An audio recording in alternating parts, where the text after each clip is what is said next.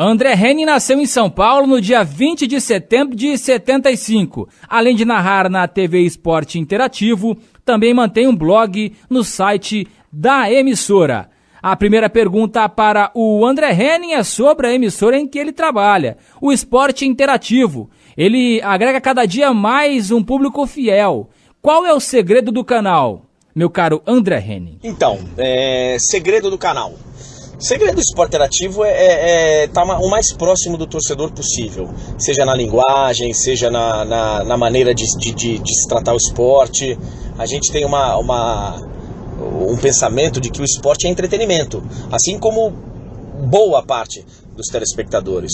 São poucas as pessoas que veem o esporte como um negócio de chato e de ficar toda hora falando de dirigente, dos bastidores, sabe, daquela coisa maçante, pesada, de escândalos e maracutaias. Não, o cara no fundo quer ver um grande jogo, uma grande partida. A gente não deixa de falar das outras coisas, porque claro, se elas interferem no jogo, elas são tão importantes também. Mas a maneira de se tratar é muito mais como entretenimento do que qualquer outra coisa. E a outra é o Esporte Interativo escolheu partir para o lado da emoção.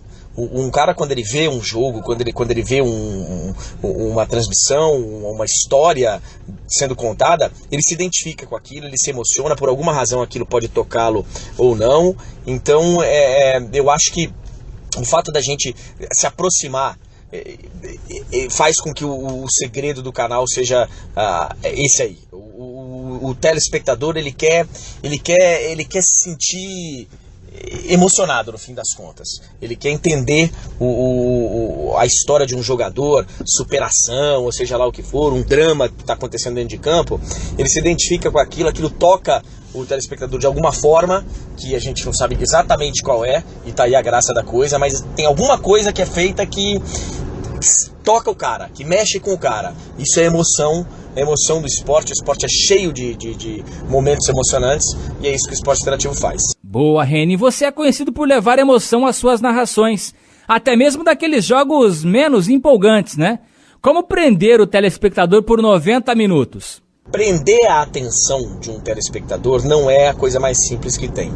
Eu imagino que você, quando deixa no ar que algo grandioso está por acontecer ou pode acontecer numa transmissão, num jogo, eu acho que essa é a melhor forma.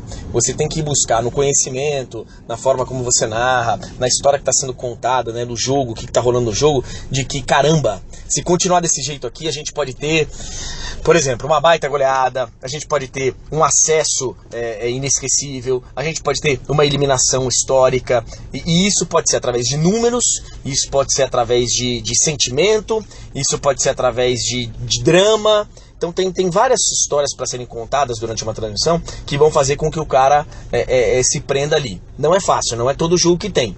E tá aí a beleza de se fazer, né? É conseguir buscar isso. E aí tá na competência de cada um, dar um jeito.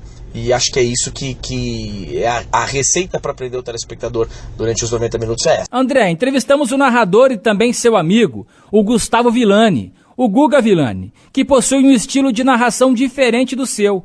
Eu particularmente gosto, sou fã dos dois estilos também. Como você vê o estilo do Gustavo e qual a linha do estilo do André? Então, o Gustavo Villani foi meu estagiário, né? Na época que eu trabalhava na Rádio Transamérica em São Paulo, o Gustavo foi meu estagiário, estava começando como produtor, depois repórter, e eu, humildemente falando, fui um dos grandes incentivadores da carreira de narrador do Guga. Achava que era legal, era um processo que eu tinha passado um pouquinho antes do que ele, a transformação, né, de narrador em repórter, de repórter em narrador, e eu o incentivei muito. Mas acho que o Guga tem a personalidade, por conhecê-lo muito bem, o Guga é um cara mais serião, mas ele tem as tiradas dele, ele tem o bom humor dele, ele é um cara muitíssimo bem-humorado, mas ele tem uma maneira um pouco mais séria. O canal que ele tá é um canal um pouco despojado, mas não tanto quanto é o Esporte Interativo. Então assim, eu acho que ele tá perfeitamente encaixado na Fox Sports, onde ele tá hoje. É um baita do narrador. O Guga é um cara muito inteligente, estuda bastante as narrações dele, é um cara que já morou fora, um cara que tem rodagem. Então o Guga traz muito conteúdo para uma transmissão. Sou fã dele. Agora, o estilo dele é um pouco diferente do meu mesmo. Eu sou um pouco mais despojado, mais relaxadão. Eu não tenho tanto medo de falar besteira, até porque na minha emissora eu tenho essa liberdade. Então eu sou um pouco mais eu mesmo. Talvez o Guga tenha que ainda, ele e muitos outros narradores, ele tem um pouquinho que vestir naquela história de narrador. Pô, eu sou um narrador aqui do... Eu não sou narrador, eu não sou locutor, eu não sou nada. Eu sou o André Henning, que tá lá por um acaso narrando um jogo. Então, mas eu sou fã dele.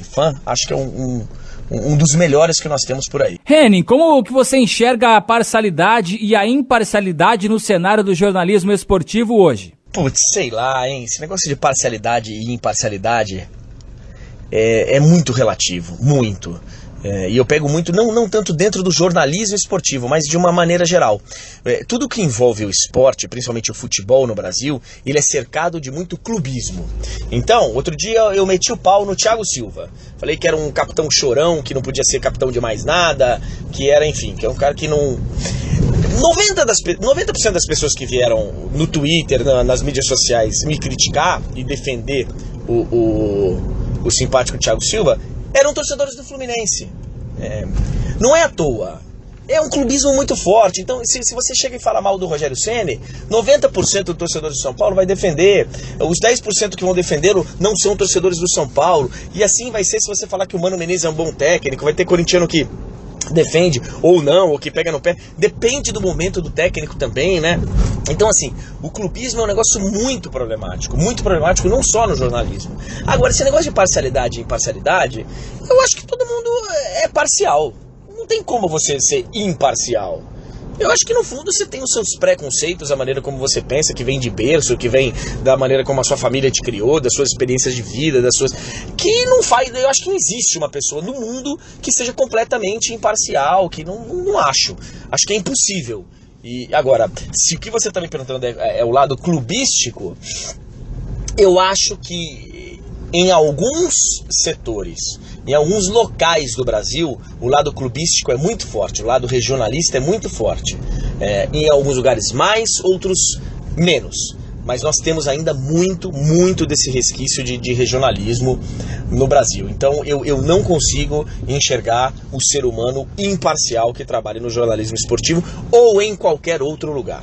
Não é uma responsabilidade do jornalismo, não, uma exclusividade do jornalismo. As transmissões do Mundial de Handebol ficaram marcadas para sempre na memória da história também do EI.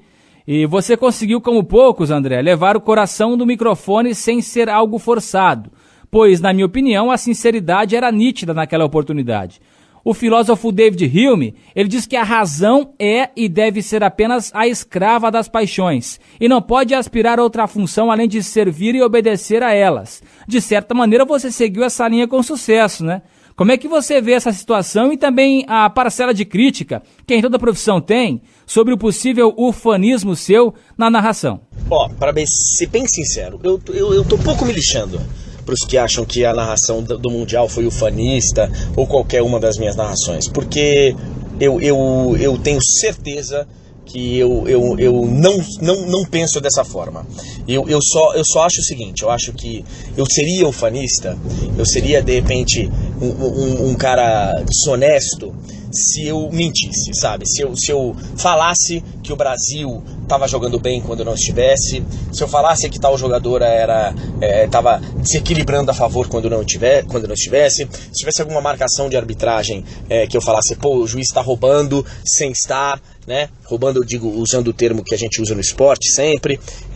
Então, assim, quando as pessoas consideram ufanista, tá bom, pega a definição de ufanista que cada um quiser. Se for torcer por algo legítimo e que realmente a emoção tá sendo acima disso, ok, pode chamar. Se achar que é o ufanismo daquele lado pejorativo de nós somos os bons e o resto não, isso é muito nacionalista, não é. Mas aquele Mundial especificamente, ele tinha uma história para ser contada, a história daquelas meninas, a história da batalha daquelas meninas, daquela seleção, e que era muito verdadeira. E o fato de eu ter sentido aquilo mesmo fez com que soasse natural. Eu realmente estava sentindo tudo aquilo, eu não consigo disfarçar uma situação. Se eu não tivesse identificação com aquela história que estava sendo contada, eu não conseguiria fazer e teria muito mais críticas. Então, tranquilo, era aquilo mesmo que eu estava sentindo, que eu coloquei para fora nas narrações. E adoraria ter oportunidade de fazer isso toda hora com futebol, com outros esportes. No futebol a gente não tem essas histórias toda hora sendo contadas, a gente não tem tanta autenticidade assim, e uma legitimidade de luta, de pessoas que realmente sacrificaram suas carreiras. Hoje no futebol você tem muita gente que já está com a vida feita, ganha muito dinheiro, vem jogar pela seleção. Você não tem certeza se as pessoas estão realmente defendendo aquilo com unhas e dentes, ou se estão pensando no clube, estão pensando no dinheiro nas férias. É meio esquisito no futebol essa coisa. Mas no handball, aquela história que estava sendo contada, eu tinha certeza que ela era autêntica, legítima, verdadeira, honesta, e por isso a minha narração também foi assim.